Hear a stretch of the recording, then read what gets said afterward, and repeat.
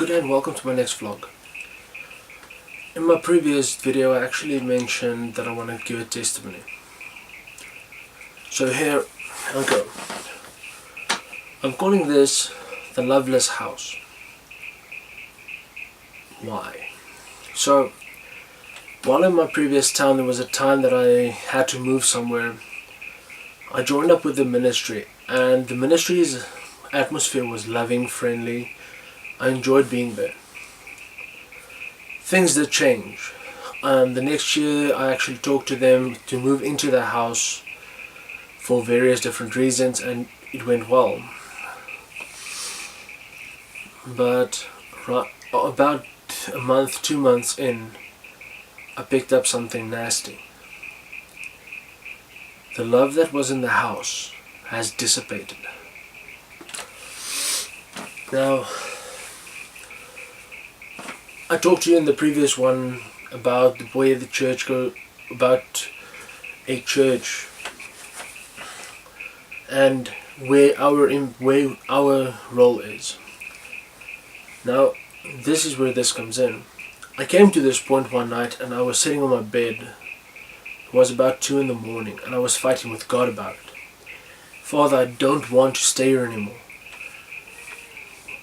There is no love in the house. Why should I be here? Father's response: your season is not over. Do what I tell you and continue. But for now, learn what it means to love authentically. That night I was sitting watching YouTube videos, doing research for about 2 hours still. And Father revealed something to my heart about what it means to love.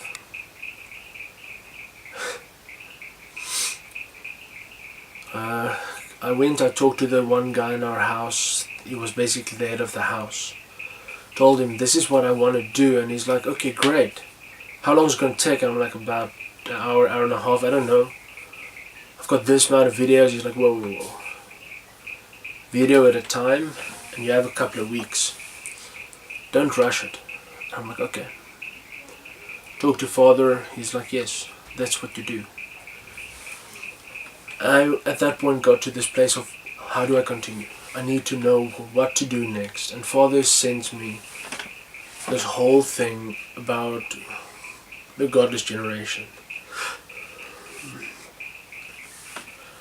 Godless Generation was a video made by the Anima series. At that point, nowadays the channel's named John Jorgensen, and it actually ripped me. Where we are trying to say that there's something wrong with the youth, but actually the problem could be with the church itself. And I started thinking through these things, and God started speaking, and I'm like, but Father, you actually have a bigger plan here. And at that point, Father sat down with me and he's like, okay, you taught about this, now blog about it. I'm like, okay, what? And that's when I started my blog series, my first blog. A couple of weeks went in, and Father started dealing with it, and I started seeing a change in the house.